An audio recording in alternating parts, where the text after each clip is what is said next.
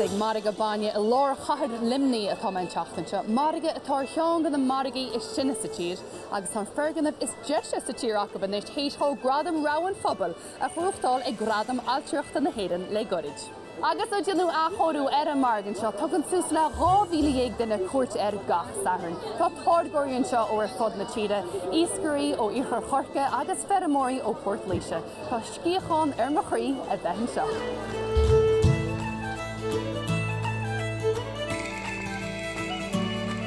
Nuair tháinig muid an seo, bhí muid anna thógta leis an fáilte ó na customary, buin buanta mór ó na charactóirí.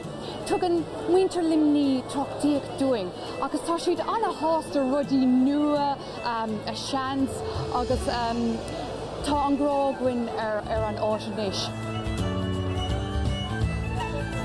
Tá sean anam ag an marga seo a hebh quality agus rá agus táha bí agus tá chuir si dí nua ar an áit agus tá thug siad churagam in éana chrún teachta seach agus an siopa seo a oscailteach.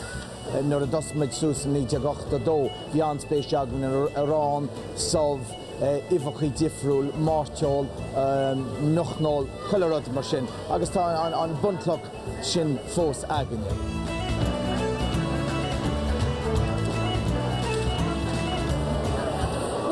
Specialta faoin marga seo, nó óntaí an 85 tá sé is sellh an aontaobhais, agus imime chuideachtain seo tá an cathaoirleach ar agusta sin Mícheál ó Stíocháin. A bhí tá sé duna th cíalann seo gach saharn, ach tá plananaí eile agat. Ó cinnte tá.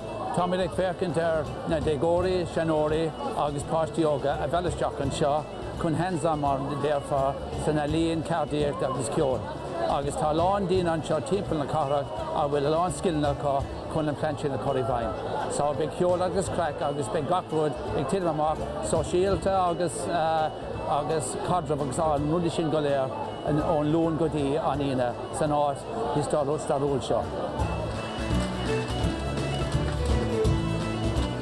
Joffan mé rudaí go leabhar dingantá. Ní bhíonn tú 15 céadaí cheannastú go bhfeiceann tú an chábán mar dearach nó an seachtán agus in sin díanann tú sús 15 na geanann tú nó na geanann tú.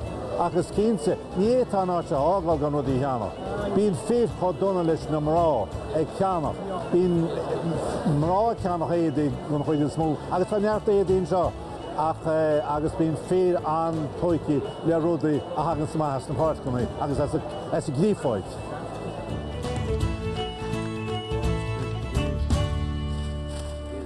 Is léad go raibh tradiisiún an waragaí an seothagúnaí agus nach rud nua go bhaintear líanaí, cé go bhfuil elementí nua bant leis an marga seo, fanna sé angílis gon marga ferma a gúnaí. Fanna Linn, hééis sé bhris prógaíocht a bheith sílerás agus imam cócroachta le John Casey alwós míos cadóige in mar na skellig, agus mars an dúil bheith talú nu bhí chuma, an teachtain seo casa Maureen Sullivan The Way We Were le Ronan Keeley ar piano agus Sean O'Connor ar an guitar. Viggy Linn.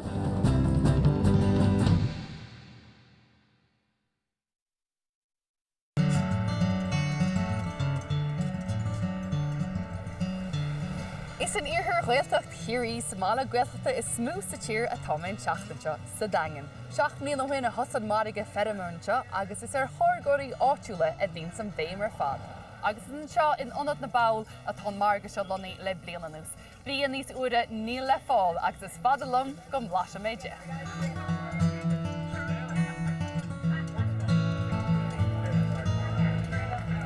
Hosnas is a timppel a rávéidir sa ceathir, bhí lúsa. An chiad díon a bhanucha agus buin daine na háte anna chu tainehas agus tag an daine an mossisteach agus is meile ab de rodí beag a bháid, just sliisiad ar éigen agus is meile an cáúidir tag an daine céanisteach gach seachtain agus bín let's get together gach.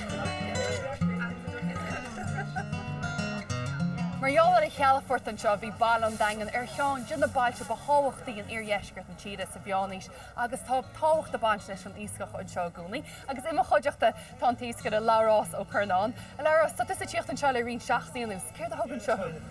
Well, has to go an tíosca íal ón mád go níos na daine sa dagan. Ach ní amar fáilte an Pricer tíos agus bhí a rálam héin cad dhéanaan siúpa hoscailt nó tapaín margad so ceanna san trailer sa agus tá sé meach go maith agus tána daoine sásta tá daoine teachta an leis na héon de híine. So tásún leanúir sé agus beag chuireach daoine teacht.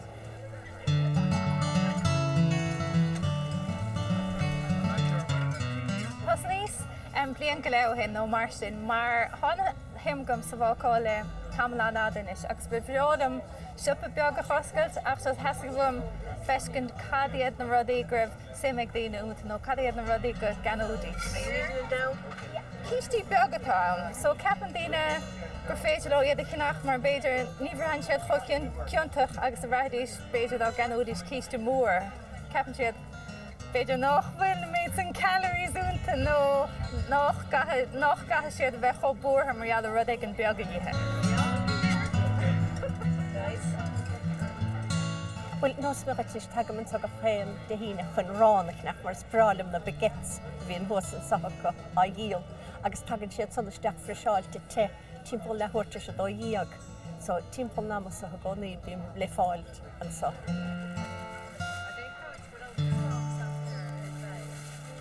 Siadagaí ó bharige fermóra an daingan. Targóirí í teathar fada bhfuil cúnaíarb a bhaisce 5 km gan daingan agus tá blas idirnáisiúnta le fáil ar an áiteo chomá. Fannig í len héis an bhrisefógeachta bheith síle ras agus í man cócroachta sa Berry Lodge a rinne spánach a gundaí an chlád agus chomá lei sin bheith talún nú eici dún chomá a bharm na drifúcha, áine agus Aoife Dúlan agus iad a casa rint snácio. Fannig Linn.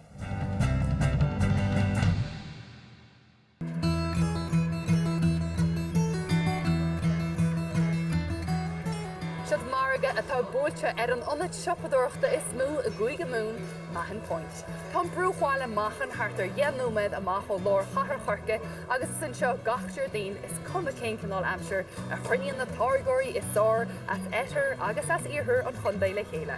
Cuirt siad bheithe brá uair fáil go bhaintear na carach agus úr nach míon an amsir náiriocht bogad an Marga isteach i gcóthos faoi dhéan. Sé blian ó hin a thosan Margan seo ag Mahon Point agus tá 3 daoine anis i freistar ionad siopadúireacht Mahon Point ó bunaíú an Marga. Chrú an Marga seo ráhrádam go Marga ferime is sáirnéad an ára agus anis bheoch muid amach in fá.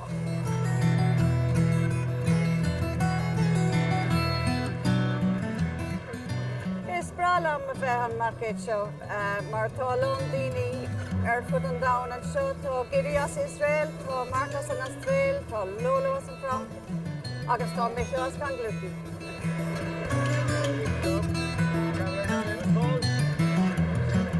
Tá mé mar taithí ebre ar Glenillan Farm, thosaigh mé cúpla seachtain ar hin. Tá anna measa agam ag an comhlacht mar tá sé anna bheag nuair thosaigh sé, agus an sin sprág an comhlacht agus is féidir na hairí ar fáil ar fud na tíre inis, agus tá sé go híntacht mar is fear mór iad Valerie agus Alan agus cúpla seachtain ar hin, thucaigh siad fille arás go dtí na Margan na Fermna agus toméid an seo gach seachtain i Pointe Mathúna sa Corcaigh.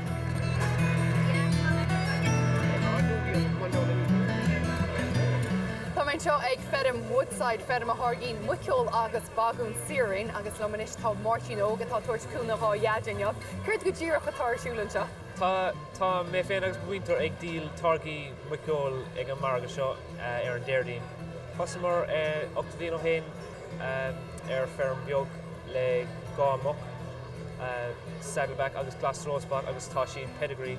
Agus bíonn siad lasmó bheith chabhar den le 360 lá den bhliain agus ní hagann siad stoc, just chuna bheith macánta tá siad sonna sásta leis.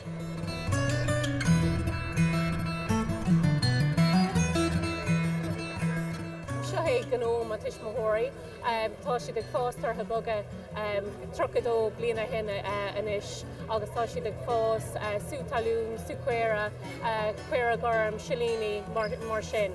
Agus múntar a chuntasíocht mé féin, ach is bralam tarrás chun carú le máthair is máthair, agus is bralam an turthaí a díalta.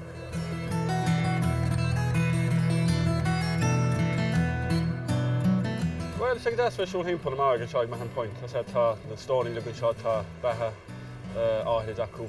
Tá ceanna mar hinniuh cafa na cháis agus de siúil himpa nana bheith cansa na daoine sa tí higann na stáil agus. Ní fe cosna na siopaí mór sa de bhela sin, sa ní seo, sa cosna na seanam things. Anam sin so bhela sin, sean bhela.